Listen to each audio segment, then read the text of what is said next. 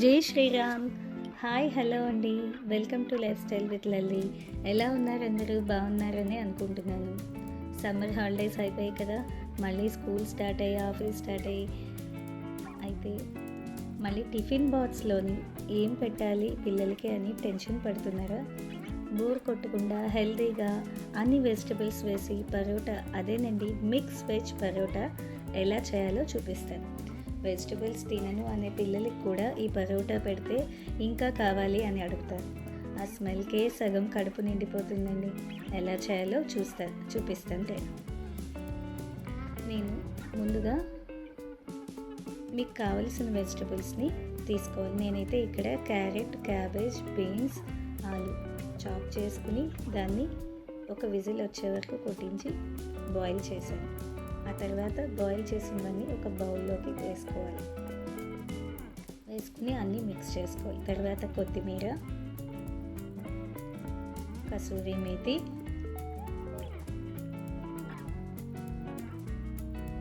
కారం పొడి, amchur powder, garam masala powder, జీరా powder,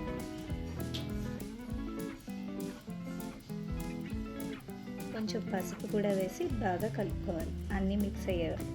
నేను ముందుగానే చపాతీ పిండిని కలిపి పెట్టుకున్నాను.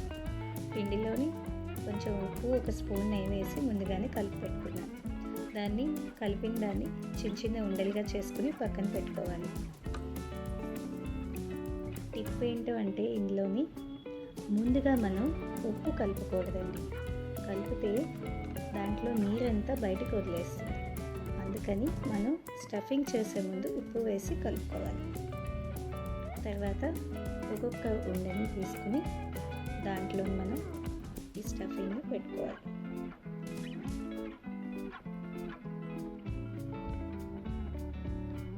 పెట్టుకున్న తర్వాత 4 వైపుల నుంచి చక్కగా క్లోజ్ చేసుకోవాలి. పైకి రాకుండా జాగ్రత్తగా క్లోజ్ చేసుకోవాలి. చూస్తున్నారు కదా ఎలా క్లోజ్ చేస్తున్నాను. ఆ తర్వాత మనం పీట మీద పిండి వేసి డస్టింగ్ చేసుకోవాలి.